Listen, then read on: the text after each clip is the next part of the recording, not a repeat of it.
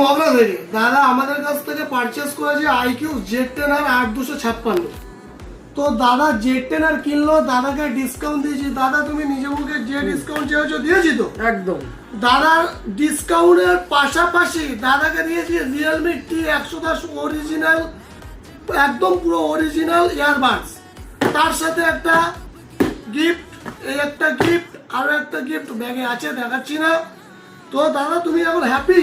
একদম। দাদা আমাদের একটু রিভিউ দাও, আমাদের 10-এর মধ্যে কত দেবেন? আমাদের আউটলেটের স্টকদের আচার ব্যবহার, আমাদের কালচার। না ঠিক আছে একদম।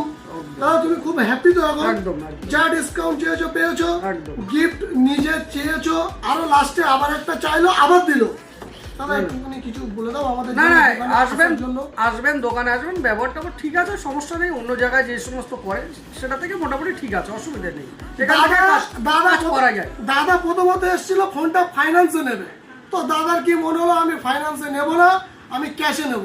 দাদাকে ক্যাশে ফোনটা দিয়ে দিলাম এবং দাদা হ্যাপি, আমরাও হ্যাপি। হ্যাপি কাস্টমার, হ্যাপি দোকানদার।